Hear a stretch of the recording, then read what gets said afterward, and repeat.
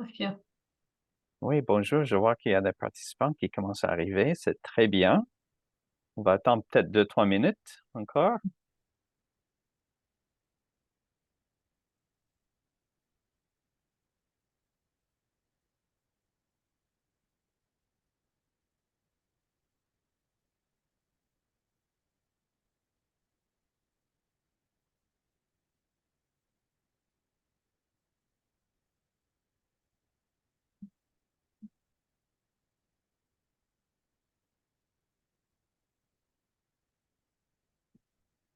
Amélie, est-ce que tu reconnais les noms des participants?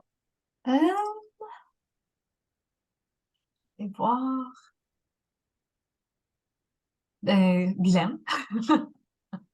OK, oui, oui. Collègue. Guylaine, ma collègue, D'accord. travaille avec moi sur le programme.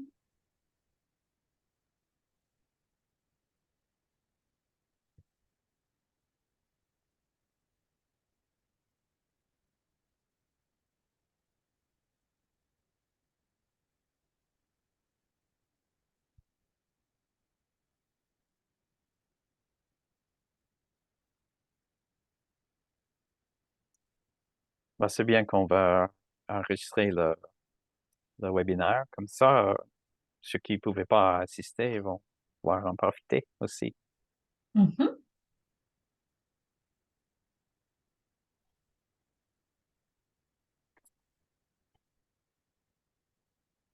Ben, pour ceux qui sont là, euh, moi, mon nom est Ted Chesky. Je suis résident de Gatineau, mais je suis à Ottawa maintenant. Je travaille dans le bureau de Nature Canada. Puis, ça a l'air de faire beau aujourd'hui.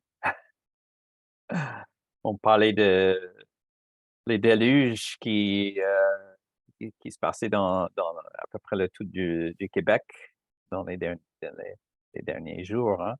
Mhm. J'espère que vous avez pas souffert trop de ça. C'est intéressant, hein, il y a toujours des extrêmes dans notre pays. Dans l'ouest du pays, c'est l'extrême chaleur et puis aussi sécheresse. Euh, Oui, mais là, bon, c'est assez extrême oui, dans les dernières semaines. Ouais. oui, je ne sais pas si la rivière d'eau, ça a monté assez dans le nord pour affecter, pour atténuer les feux de forêt qui sont là. C'est une question que moi j'ai. Oui, c'est pas. Moi, je pose la question et on va se lancer dans le webinaire bientôt, mais je pose la question parce que samedi, je débarque pour la baie James pour 3 semaines pour faire du travail terrain à USG. Donc, toujours concerné que les feux de forêt vont avoir effet. Mm. Bon, je crois que c'est ça, on va commencer maintenant. C'est après 4, 5 minutes dans le webinaire. Alors, bonjour tout le monde. Euh, Encore, moi, mon nom est Ted Chesky. Je travaille pour Nature Canada. Je suis directeur naturaliste. Puis le webinaire, c'est sur les nouvelles normes pour améliorer la certification de notre programme Ville amie des oiseaux. Euh, je tiens à rappeler-vous rapidement que toute la longue de la présentation aujourd'hui, vous pouvez venir hors caméra, mais veuillez rester silencieux pendant toute la duration et à la fin, on aura le temps pour des questions. Euh, et puis, comme si vous êtes un petit groupe, j'espère qu'on va pouvoir répondre à toutes vos questions. Et comme je crois que vous avez mentionné, la séance va être enregistrée et puis diffusée sur la chaîne de YouTube de Nature Canada. Je suis ici avec ma collègue Amélie Faucon Bordeaux de Québec Oiseau. Bonjour Amélie, Bonjour. comment ça va aujourd'hui? Très bien. Très contente d'être ici. Oui, ben moi aussi. Alors, nous allons parler du programme Ville Amie des oiseaux. C'est un programme qui vise à rendre nos communautés des milieux saufs et sécurs pour les oiseaux en mobilisant le public. On sait que dans chaque ville et village, il existe des gens comme vous et comme nous qui sont angoissés par l'état des populations des oiseaux et déterminés de faire ce qu'il faut pour protéger et rétablir les populations. Le programme Ville Amie des oiseaux, c'est exactement ça. C'est un plan pour y arriver.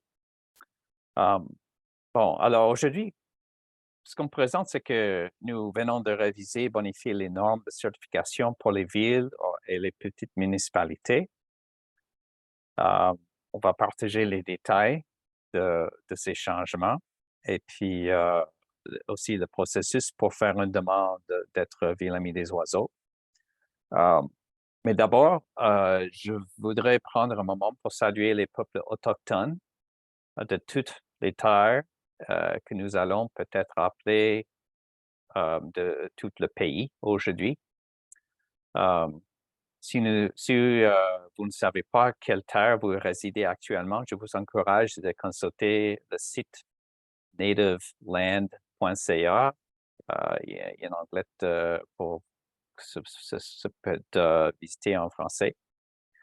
Le Bureau de Nature Canada est situé sur le territoire traditionnel et non cédé des Algonquins Anishinaabe, également connu sous le nom de Ottawa, en Ontario. Leur présence et leur culture ont nourri et contribué à la beauté du territoire, contribué à l'abondance des oiseaux que nous tous et toutes apprécierons. De notion à l'autre, Nature Canada reconnaît le territoire ancestral et non cédé de tous les Inuits, Métis et Premières Nations qui vivent sur l'île de la Tortue. Nous nous engageons à améliorer les relations entre les colons et les peuples autochtones et améliorer notre propre compréhension du colonisme et de ses impacts. Veuillez prendre un moment pour réfléchir et indiquer d'où vous nous rejoignez dans la barre de chat, si vous voulez. Je vous remercie. Et puis, je commence par partager mon écran. Alors,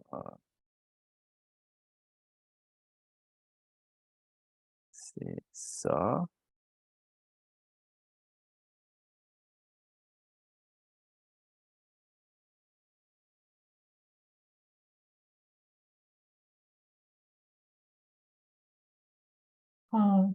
Emily, est-ce que c'est clair? Oui, on voit l'écran, on le voit en mode, il n'est pas en mode présentation, mais on voit l'écran. Et c'est un mode de présentation? Non, il est en mode standard, il n'est pas en mode présentation en ce moment. Et pour moi, c'est un mode de présentation. Ben, on voit quand même les diapos. Okay. C'est juste qu'on voit la barre de défilement sur le côté. D'accord. C'est pas plein écran. OK. Ça dit que mon écran est paused.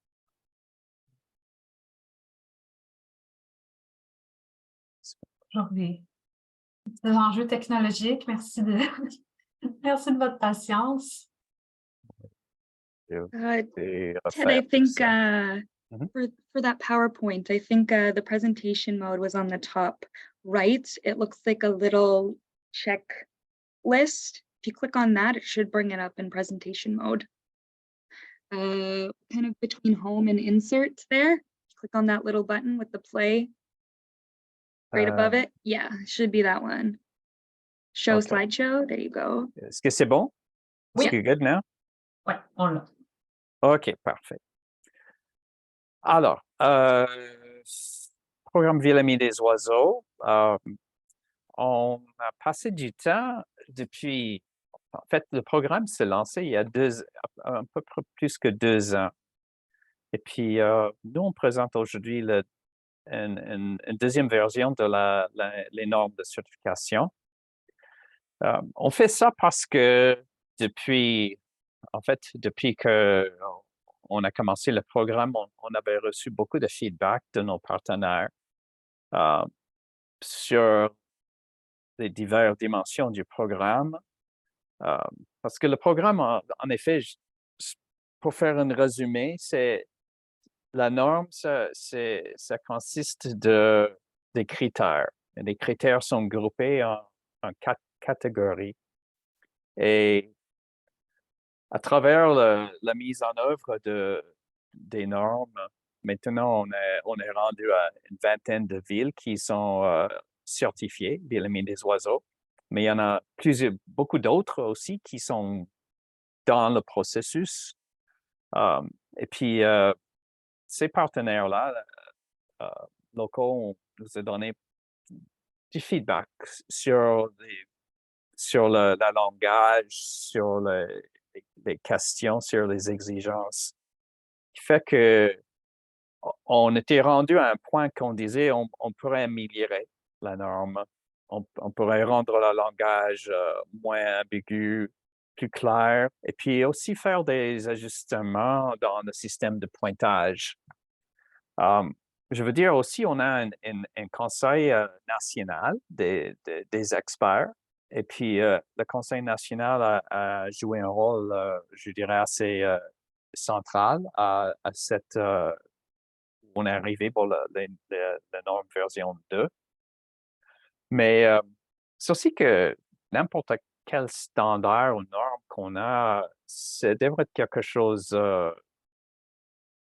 qui... On reconnaît, il n'y a jamais la perfection, on cherche toujours l'amélioration. Donc, je veux reconnaître ça.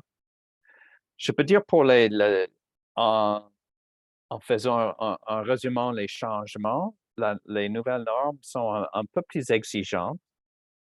Donc, ça va avoir un effet sur les villes qui sont déjà des villes amies des oiseaux, le moment que ça vient au moment de renouveler la certification.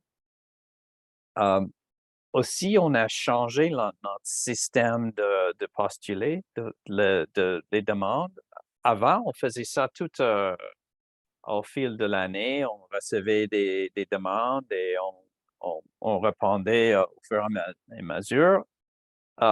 à mesure. Cette fois-là, on a décidé d'avoir 2 fenêtres pour postuler dans l'année. Des fenêtres, c'est en septembre, et puis le deuxième, c'est en février. Et puis, à ce moment-là, on va faire l'évaluation de toutes les demandes qui viennent et prendre les décisions. Une autre chose, c'est que les nouvelles normes sont une description des normes, ils sont publiés, ils sont en vigueur maintenant, mais de passer de là à avoir nos sites web qui est à jour, on peut avoir accès à une demande en ligne, forme PDF. On n'est pas tout à fait rendu là. On espère que ça va être dispo pour tout le monde tôt dans le mois d'août, mais ce n'est pas le cas. Mais entre-temps, on peut vous envoyer les formulaires qui représentent la nouvelle norme en forme de document de Word ou bien en PDF, et vous pouvez commencer à faire votre travail comme ça. Je crois que c'est à peu près tout. Amélie, est-ce que j'ai oublié quelque chose? Non. OK. Bon, alors, on commence en parlant des changements des critères obligatoires. Et puis, juste de la façon que c'est présenté, sur la colonne de gauche, on présente un peu comme c'était avant. Et puis, colonne de droite, comme c'est maintenant. Alors maintenant, c'est là où on voit des changements. Parfois, ils sont soulignés d'une façon ou d'une autre. Parfois, non, mais Amélie et moi, on va partager l'explication. Et je passe le bâton pour parler à toi, Amélie. Oui, merci. Donc, c'est ça, on passe là, pour les critères obligatoires de 5 à 7 critères.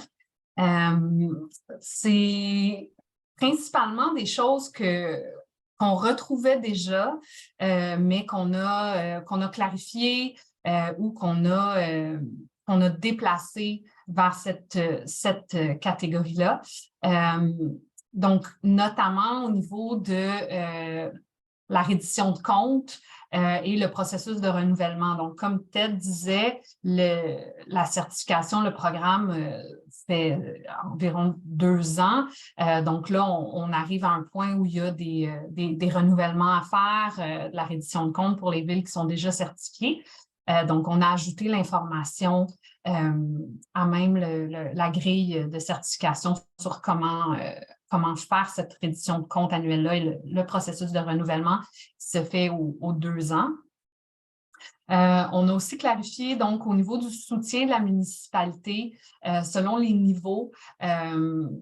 Donc, précédemment, on demandait une résolution du conseil ou une lettre officielle d'un haut placé de l'administration. Donc, ça pouvait être un directeur exécutif ou le maire ou la mairesse. Maintenant, pour le niveau intermédiaire et élevé, on demande une résolution du conseil qui vient vraiment appuyer la démarche là, de façon plus officielle.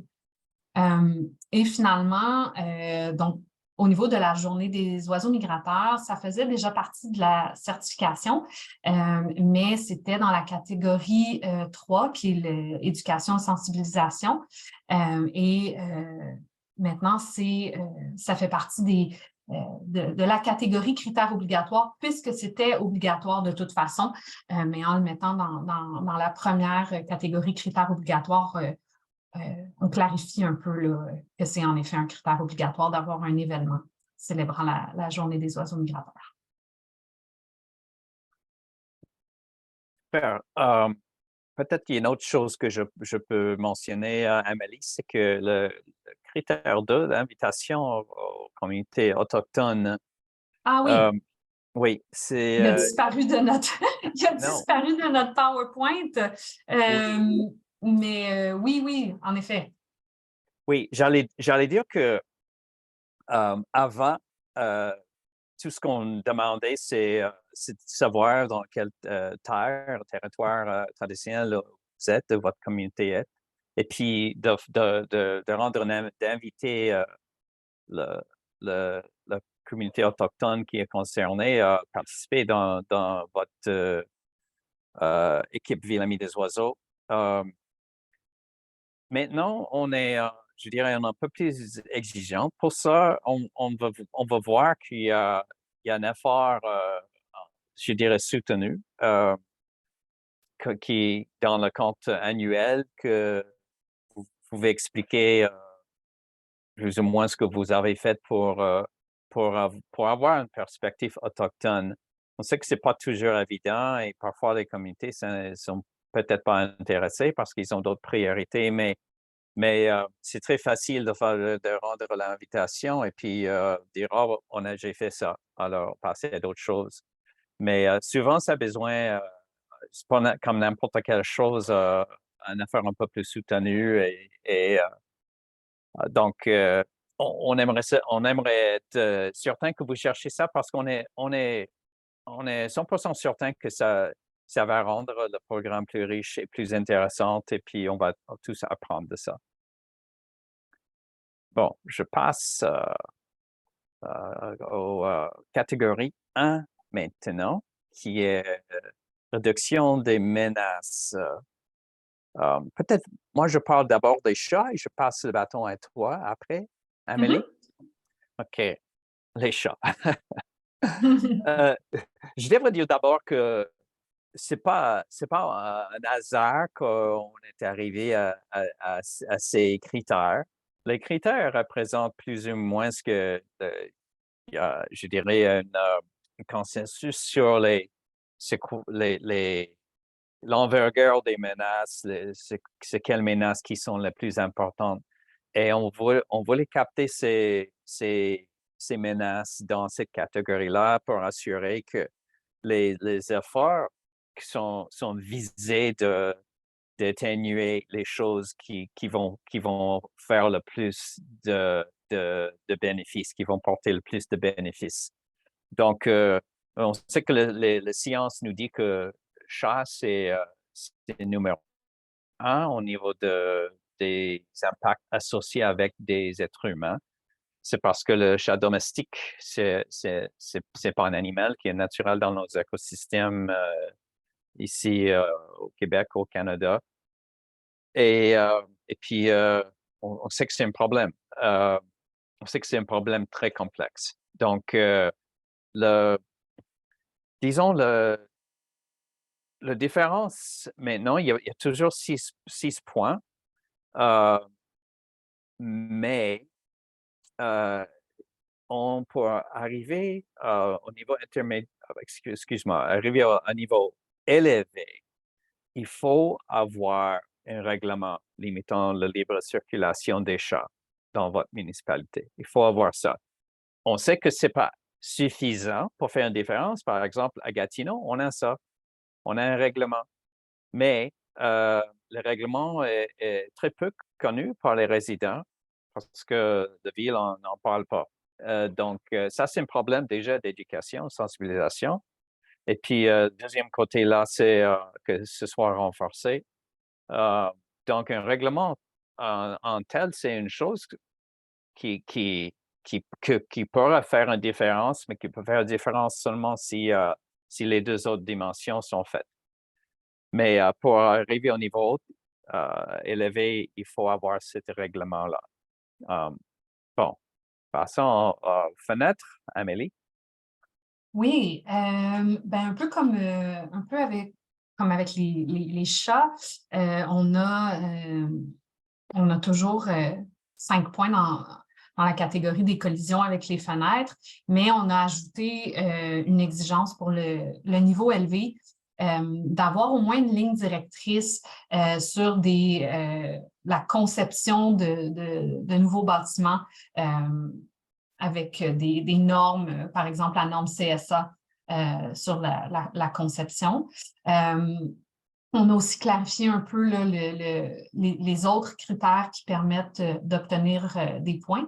Puis encore là, un peu comme avec l'échelle, l'idée, c'est vraiment de s'assurer qu'au niveau élevé, on met vraiment en place des normes, des règlements, des pratiques qui vont faire une différence sur les causes de mortalité qui sont connues comme étant des causes importantes de mortalité. Donc, encore là, dans un souci de rigueur, de s'assurer que les villes qui ont l'exigence, qui ont la certification élevée, font vraiment des efforts soutenus pour réduire les menaces. Sinon, au niveau des autres critères, encore là, il y a. Puis vous allez voir là, dans chaque catégorie, on a clarifié un peu la formulation des critères puis des preuves requises pour obtenir le point. Au niveau des pesticides, suite à des commentaires qu'on a eus, là, on a rajouté un point.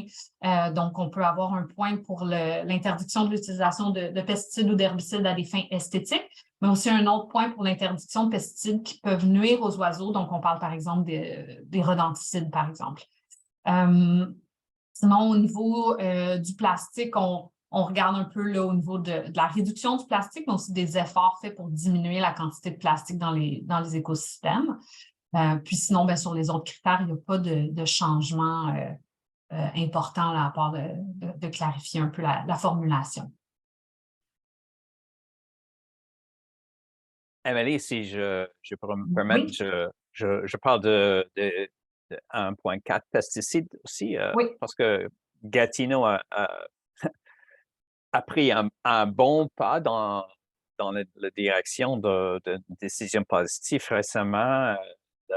Le Conseil municipal avait décidé d'arrêter l'utilisation des BTI pour contre les plaintes de moustiques dans certains quartiers.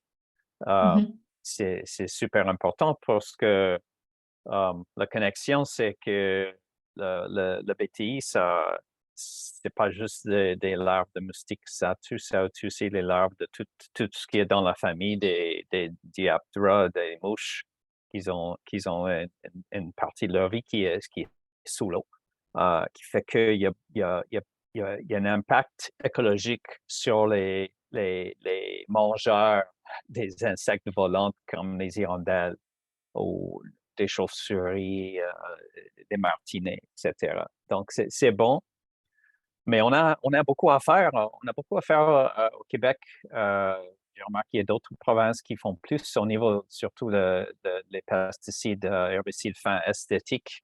Il y a toujours, c'est pas clair encore, et on a un pas à faire, pas juste dans les municipalités, mais aussi pour la province, prendre un peu de leadership là. Mais une autre chose, c'est que finalement, cette catégorie est devenue un peu plus dure, hein? Parce que maintenant, au lieu de 18 points, c'est 19, et pour rentrer, c'est 10 points et pas 9. Et ça, on a remarqué dans plusieurs demandes qu'on avait faites, il y a pas mal qui arrivaient à 9, et c'était difficile d'arriver à 9. Mais on sait que c'est rendu un peu plus exigeant maintenant. Oui. Puis je pense, je peux peut-être dire, je sais pas, au niveau des participants qui nous écoutent, nous, les échos qu'on a eu à travailler avec des comités, c'est sûr que quand on augmente les exigences ou quand on fait que c'est un petit peu plus difficile, c'est sûr que ça peut paraître un peu décourageant au début pour aller chercher ces points-là. Mais en même temps, les échos qu'on a, c'est que les citoyens ne veulent pas que la ville utilise la certification pour se donner bonne conscience, puis après, pas poursuivre les efforts ou pas vraiment avoir vraiment améliorer la situation des oiseaux et de la biodiversité. Je pense que la norme touche quand même à pas juste les oiseaux. Donc, c'est un peu dans cet esprit-là que la norme maintenant est plus rigoureuse pour que vraiment, quand on obtient la certification Villanie des oiseaux, on est vraiment une municipalité qui s'engage, qui fait des efforts, même si ça peut être plus long, plus difficile à aller chercher les règlements nécessaires pour aller avoir le point. Oui, merci, c'est très bien dit. Je peux ajouter qu'on travaille sur des moyens de mesurer l'impact positif que ce programme va faire aussi. Et ça, évidemment, c'est des questions très compliquées de résoudre, mais c'est important aussi de savoir que ça fait une différence pour les oiseaux. Et bon, passons au deuxième critère, c'est protection, restauration et résilience climatique des habitats. Oui. 8 critères, toujours 8. Oui, toujours. Mais je pense que ça, encore là, on a écouté ce que les gens nous disaient. Et puis, au niveau, les plus gros changements, je dirais là, au niveau 2.1, 2.2, donc ça, c'est les critères de protection des milieux naturels et protection de la biodiversité. Et puis, donc, il y a encore plusieurs façons d'aller obtenir des points, donc d'avoir un plan officiel, d'avoir un plan de mise en œuvre, d'avoir un suivi de cette mise en œuvre-là. La différence maintenant, c'est qu'il y a une possibilité d'aller retrancher un point lorsqu'il y a des actions qui vont vraiment à l'encontre de ce critère-là, de l'esprit de ce critère-là. Donc, l'idée ici, c'est de ne pas encore là, c'est d'avoir des actions qui sont d'avoir des villes qui font des actions qui sont conséquentes et une municipalité qui aurait un plan de protection de zones naturelles qui protège une partie, mais ensuite de ça, qui va aller remblayer un milieu humide pour faire un nouveau projet de maison unifamiliale ou vraiment qui posent des actions qui vont à l'encontre, qui ont un impact significatif et négatif sur les milieux naturels ou sur la biodiversité. Donc, on pourrait aller retrancher un point sur ces critères-là. Ensuite, au niveau des autres critères, il n'y a pas de changement significatif à part la formulation. On a ajouté un point pour les projets ou les actions d'intendance. Donc, on donne un point supplémentaire s'il y a plusieurs projets. Donc, ceux qui connaissent peut-être moins la certification là, par projet d'intendance, on parle de projets qui visent à augmenter, améliorer l'habitat d'espèces prioritaires. Donc, par exemple, un réseau de nichoirs, ça pourrait être... il y a toutes sortes d'exemples intéressants qui sont faits dans les municipalités. Donc, pour plusieurs projets, on peut aller chercher un point additionnel pour ce critère-là. Amélie Québec-Oiseau, vous êtes un peu spécialiste dans cette dimension d'intendance et Oui. vous avez des bons programmes, n'est-ce pas? Oui, oui, oui. Oui, on travaille, on travaille beaucoup en intendance. Il y a les projets de Québec-Oiseau là, où on fait de l'intendance, de la sensibilisation, de la protection de zones de nidification avec, par exemple, les exploitants de sablières pour les rondelles de rivage en milieu anthropique, avec les producteurs agricoles, par exemple, au niveau de la fauche retardée. Mais on a aussi tout plein de beaux exemples de clubs d'ornithologie ou de réseaux d'entretien de nichoirs. Souvent, ces réseaux-là comptent vraiment sur des bénévoles pour l'entretien des nichoirs. Donc oui, il y a beaucoup d'exemples. Les municipalités, souvent, ça, c'est des projets sur lesquels sont intéressés de travailler. C'est concret. C'est concret, puis il y a une acceptabilité sociale quand même assez élevée sur ce genre de projet-là. Protection de cheminées, par exemple, pour le martinet ramoneur. Donc, oui, beaucoup Moi, ce que j'aime aussi de ces programmes-là, c'est ça apporte une dimension active et positive aussi. Souvent, les autres de atténuer des menaces, c'est une autre sorte de travail.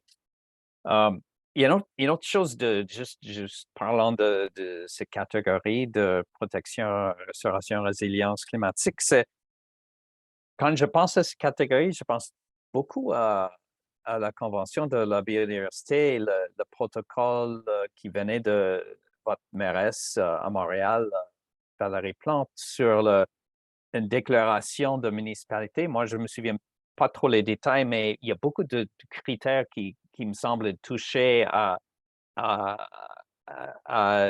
l'essence de ce qu'elle a proposé, n'est-ce pas? Oui. Puis il y a une invitation aux autres municipalités du monde entier de s'engager pour la protection des milieux naturels, de la biodiversité. Donc, beaucoup de choses au niveau de la protection, restauration des habitats, mais aussi de la réduction des menaces. Puis ça, c'est intéressant parce qu'on entend beaucoup parler de protection, résilience climatique, protection de milieux naturels, mais des fois un peu moins des menaces. Donc, ça peut être un argument intéressant là, pour les municipalités.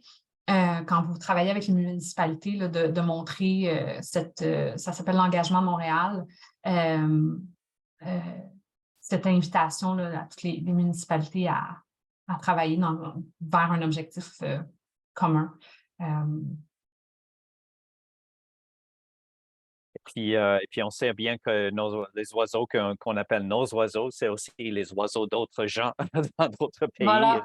La plupart sont fortement migratoires et qui voyagent beaucoup. Je devrais dire aussi que ce genre de programme de Ville Amie des oiseaux, il y a des programmes semblables aux États-Unis qui sont aussi en train d'être élaborés dans quelques villes plus au sud, en Amérique centrale, Amérique du Sud. Mhm. Bon, OK. Finalement, c'est la dernière catégorie de critères, c'est éducation, sensibilisation de la communauté. Puis, il y avait une réduction de points ici, peut-être relativement de l'importance de cette catégorie, c'est passe de 15 points à 13 points. Puis, des choses, juste pour commencer la discussion là, des choses qu'on a enlevées, retirées de ça, c'était journée mondiale des oiseaux migratoires. Maintenant, c'est bouger dans la catégorie obligatoire. C'est plus là. Donc, il y a 4 points qui étaient très faciles à capter avant. Maintenant, c'est plus une option. Ben, Donc, en fait, c'est que c'était requis. oui, C'était requis et ça donnait, en plus, ça donnait 4 points. Et puis l'idée, c'est que ben, si c'est requis, c'est requis. exact.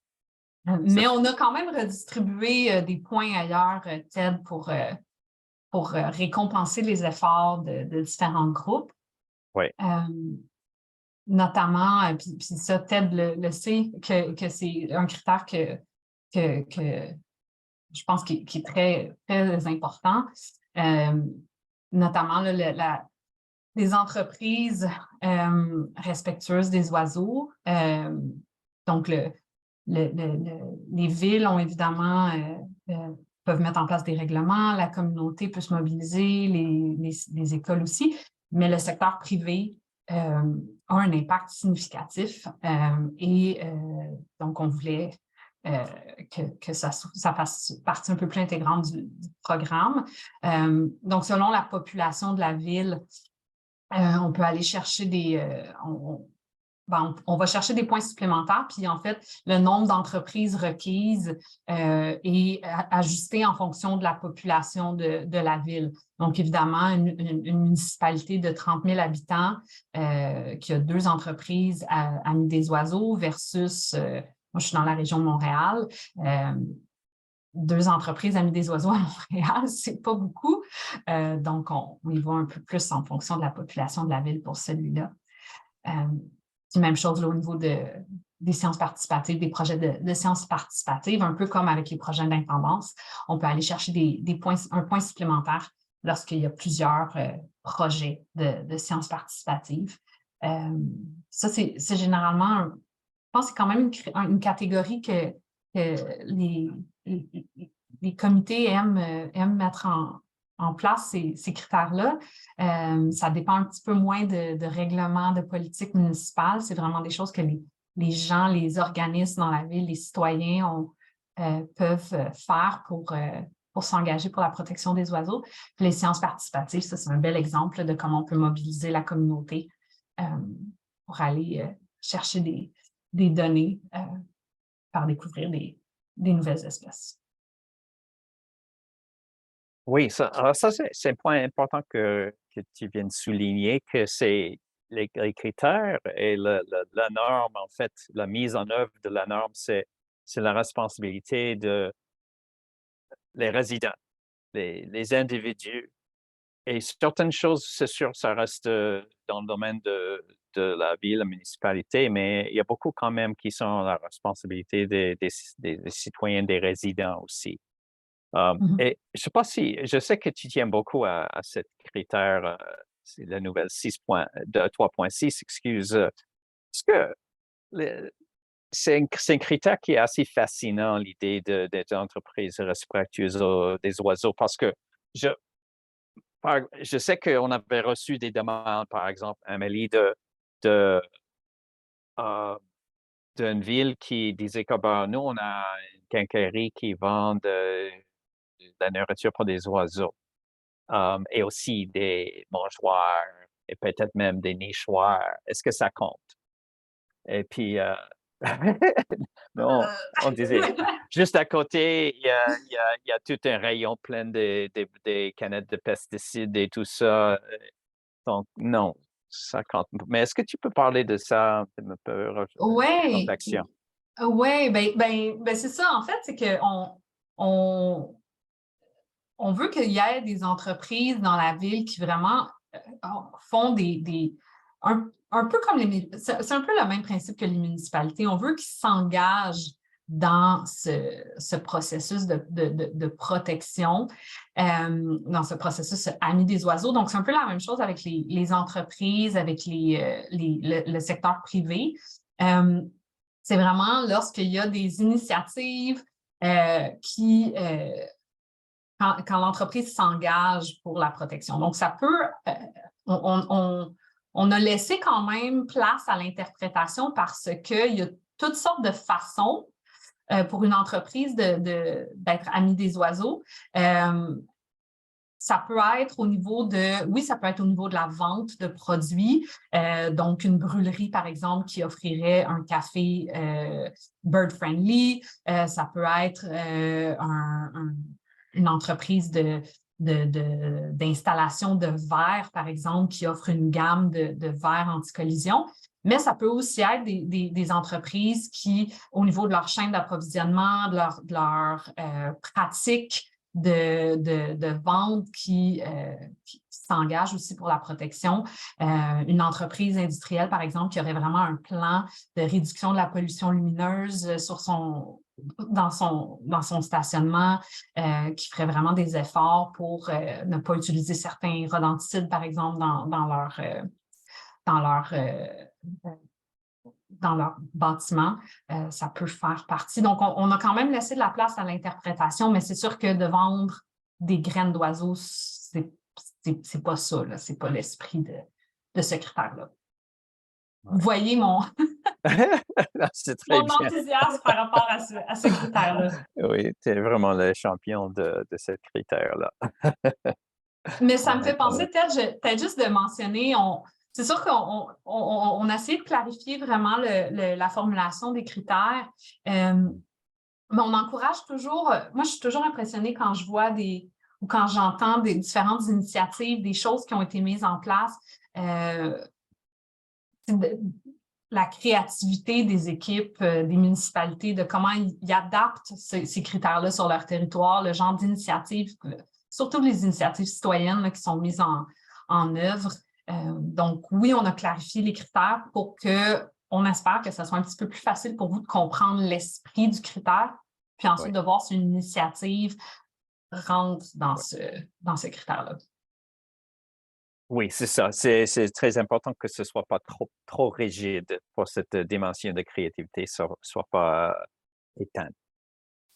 Bon, passons-nous rapidement, parce qu'il y a pas mal de répétitions dans ça, mais il y a quand même des différences. On a aussi une norme pour les petites municipalités.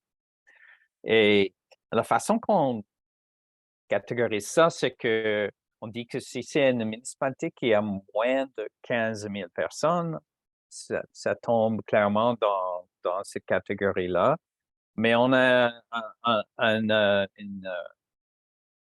zone de jeu, je dirais, entre 15 et 30 000, où une municipalité, une équipe ville amie d'oiseaux pourrait postuler pour cette norme de petite ville, même jusqu'à à peu près 30 000. Si vous pensez que ça, vraiment que vous êtes une petite municipalité et que vous manquez certaines capacités que les plus grandes villes ont. Alors, cette norme s'était créée avec l'idée que oui, la réalité, c'est différent pour des petites municipalités que des grandes. Donc, c'est un peu plus simplifié, c'est un peu plus différent. Ça fait référence un peu plus à des villages, des villes qui sont plus rurales. et on espère, quand on avait conçu tout ça, juste pour c'est un peu éduquer tous les participants et tout le monde qui écoute ou voir ce webinaire, on avait testé ça avec des groupes des représentants des petites municipalités, comme on avait fait avec la grande. Donc, ça passait par quand même un processus euh, pour tester, pour assurer que c'était que ça faisait du sens. Et puis, en fait, on refait le même processus avec qui nous arrive ici à la deuxième version. Alors, juste pour commencer, moi, je résume rapidement les changements dans les critères obligatoires. C'est à peu près les mêmes choses que pour le standard. L'autre standard, c'est Journée mondiale des oiseaux et se retrouve juste ici. Le processus de renouvellement est décrit, c'était absente de l'autre. Et puis, ce critère. Et puis, chose à ajouter, Ahmed? Passe à la prochaine. OK. Bon, vas-y. C'est ça, je pense on va pas répéter ce qui a été dit. On a ajouté un point là, au niveau de la pollution lumineuse, pardon, j'allais dire population. Pollution lumineuse. Donc, on peut aller chercher un point supplémentaire là, pour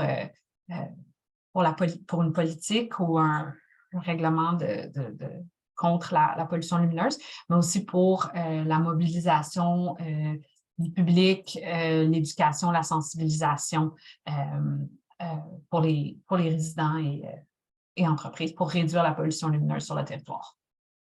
Je pense que c'est le point, pas mal le seul point. Donc, ça, c'est vraiment un point qui a été ajouté. Donc, on passe de 13 points pour la catégorie 1 à 14.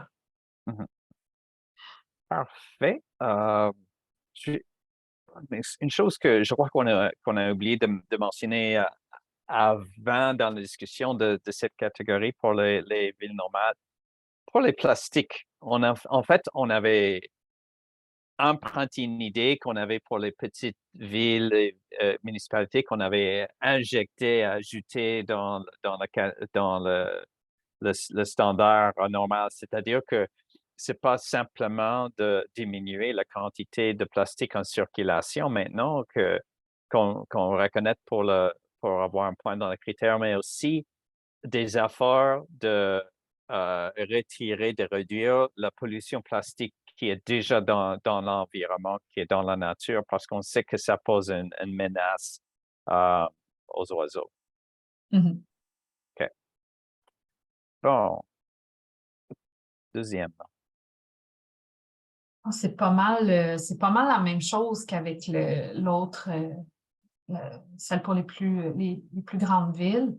Donc, encore là, on voit qu'on peut retirer un point pour la perte d'habitat ou biodiversité. Dans la norme pour les petites municipalités, la biodiversité, le changement climatique, c'est dans le même critère, en fait. Ce n'est pas séparé comme dans celui pour les plus grandes villes, mais l'idée reste la même. Même chose encore là, au niveau des projets d'intendance, on donne un point supplémentaire s'il y a plusieurs projets. Puis peut-être une petite note ce que je trouve intéressant, puis comme Ted disait, on s'est inspiré de la norme pour les petites municipalités pour aller modifier celle pour les plus grandes villes, juste au niveau du timing, quand on a fait les révisions de toutes ces choses-là. Mais ce que je pense qui est intéressant, c'est que ça reflète, comme Ted disait, les efforts qui sont faits en grande partie par la communauté. Ça donne des points pour les efforts des résidents, des organismes qui sont sur le territoire. Et donc, ce n'est pas uniquement dans les mains des municipalités au niveau réglementaire. Il y a vraiment une mise en œuvre puis une possibilité d'aller chercher des points pour les actions sur le terrain. Ces points-là, ça reflète un petit peu plus cette réalité-là. Oui, comme la mobilisation des gens des résidences pour faire un nettoyage d'une rivage, par exemple. Oui. Voilà. Mais le troisième, c'est l'éducation, sensibilisation de la communauté. Oui. Il n'y a pas de. Là, il n'y a pas de changement majeur non plus au niveau du critère sur les programmes pour les jeunes. On mentionnait dans la norme pour les plus grandes villes, là, on mentionnait de faire des efforts pour les jeunes qui sont plus défavorisés. Donc là, on a mis ce critère-là aussi là, dans la norme pour les plus petites municipalités. Donc, on peut aller chercher un point additionnel lorsque les programmes sont plus ciblés pour des populations qui sont traditionnellement plus défavorisées ou marginalisées. Même chose au niveau de l'oiseau emblème, c'est toujours un critère que les gens aiment. C'est toujours une initiative qui est le fun à faire. Puis là, on a clarifié un peu, puis on a spécifié qu'il faut que ça soit approuvé donc, par le conseil municipal pour l'oiseau emblème de la ville. Oui. Et puis, c'est ça, je ne sais pas si on avait mentionné que le critère 6.3 avant, c'était juste de fournir une liste des oiseaux de votre ville. Et avec eBird et tout ça, c'est tellement facile. C'était un point un peu trop facile pour aller chercher ces points-là. Et j'ai remarqué une erreur qu'on avait faite sur le diapo. On parle de 3.1, Ville amie des oiseaux, mais en fait, c'est Journée des oiseaux migratoires mondiales qui n'est plus. Oui. Oui, d'avoir une équipe Ville amie des oiseaux, c'est toujours obligatoire, mais il n'y a pas de point pour ça. Bon, Amélie, je crois qu'on arrive à la fin de présenter les changements. Oui. Aurais-tu d'autres choses à ajouter avant qu'on arrête les diapos et on regarde les questions? Non, peut-être de spécifier, je pense que tu l'as mentionné au début, mais juste de spécifier pour les gens que ces nouveaux critères-là sont en vigueur dès maintenant. Donc, pour des villes, des comités qui voudraient appliquer au mois de septembre, donc il faut utiliser les nouveaux critères.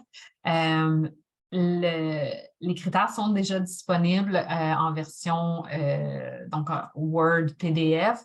Ce qu'on n'a pas encore, mais ça s'en vient, je pense, Autumn disait, là, ça s'en vient dans les 2 prochaines semaines, on espère, d'ici le début août. C'est le formulaire PDF qui permet de remplir là, de soumettre sa candidature, en fait, que ça, c'est pas tout à fait prêt, mais il n'y a rien qui vous empêche d'utiliser la grille révisée pour au moins aller tout de suite ajuster le pointage ou les initiatives dans votre municipalité. En cas de doute, vous pouvez nous contacter pour obtenir ces documents-là. Oui, et peut-être je peux ajouter quelque chose là, c'est que pour que vous sachiez ce que nous on attend. On attend pour chaque critère, on attend une bonne réponse avec une preuve. Et la preuve, c'est un point super important. La preuve, ça ne peut pas nous pointer à un site web. La preuve, il faut sortir les mots-clés, la preuve, une image ou quelque chose comme ça.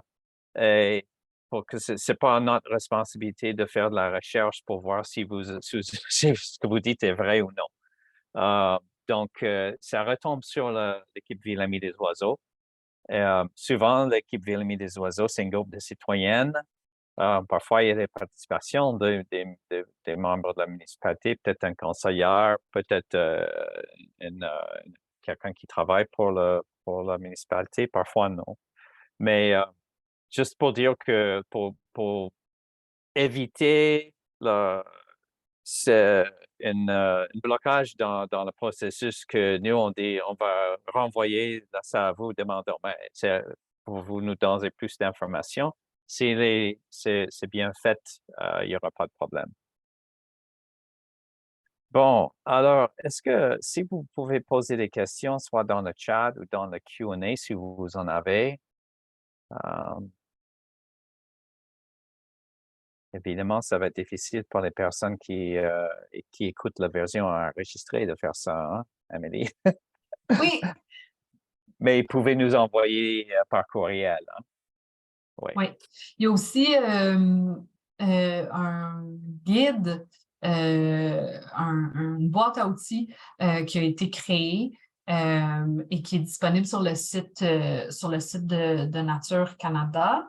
Je ne sais pas s'il est sur le site de Québec Oiseau, mais définitivement sur le site de Nature Canada, vous avez la boîte à outils. Fait qu'il y a beaucoup d'explications là, sur chacun des critères que vous pouvez consulter aussi. Évidemment, la boîte à outils va être dans le processus d'être ajustée avec les nouveaux petits changements qu'on a faits, mais l'esprit du critère demeure avec beaucoup de liens et de ressources que vous pouvez consulter, des exemples intéressants de d'autres municipalités. Si vous avez des questions. Puis sinon, ben oui, on est disponible. Vous pouvez nous contacter. Soit Nature Canada ou Oui, nous chez Québec Oiseau. c'est ça. Ben, écoute, je ne vois pas de questions. Donc, Amélie, je te remercie beaucoup pour ça. C'est un partenariat qu'on apprécie beaucoup. Je sais que Québec Oiseau, vous avez des groupes, pas juste des expertises chez vous, là. Vous travaillez prochement avec des groupes comme le Club des ornithologues de l'Outaouais. Moi, je fais partie Oui. de ce groupe-là. Et puis, c'est des groupes qui font des très belles choses. Et puis, ce programme-là, comme j'ai dit au début, c'est vraiment un plan d'action qui peut adresser toutes les choses qui nous angoissent pour les états des oiseaux. Donc, j'espère que ça va être repris pas juste par tout le monde, que toutes les villes éventuellement vont être des villes amies des oiseaux. Oui, puis entre-temps, mais je pense, moi, le message sur lequel je vous laisserai, parce que ça fait partie un peu des commentaires qu'on entend souvent, puis je suis sûre que Autumn était donc un peu le même genre de commentaires, d'utiliser la certification vraiment comme un chemin. Qu'est-ce qu'on peut faire? On entend souvent les municipalités qui nous disent on n'a pas le temps, on n'a pas le temps, ça, ça. Mais ça donne un peu d'idée de OK, ben là, on va prendre le temps de travailler sur celui-là, après sur celui-là. Donc, tranquillement, de nous donner un peu des indications sur qu'est-ce qu'on peut faire, qu'est-ce qui va être utile, qu'est-ce qui va avoir le plus d'impact. Donc, de tranquillement là, gratter une petite. Un critère à la fois.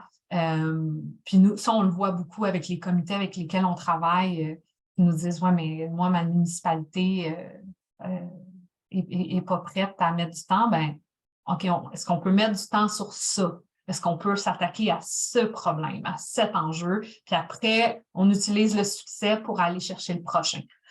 Donc, je vous encourage à ne pas voir ça comme des obstacles insurmontables, que si ce n'est pas fait dans la prochaine année, on abandonne. C'est vraiment quelque chose pour les prochaines années qui peuvent vous donner un beau plan pour vos actions.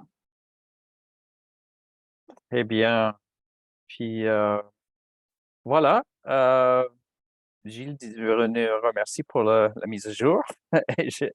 Tant mieux que ça va être une motivation. On espère bien. On est prêt à vous aider aussi dans toutes les démarches. Alors, merci. Merci beaucoup pour les participants. Merci encore, Amélie. Merci, Autumn, pour organiser tout le côté technique de ça. Autumn était à ma côté pour hier. On avait fait la version en anglaise. Donc, on est content de ce programme et votre soutien. Alors, bonne fin de journée et puis à la prochaine.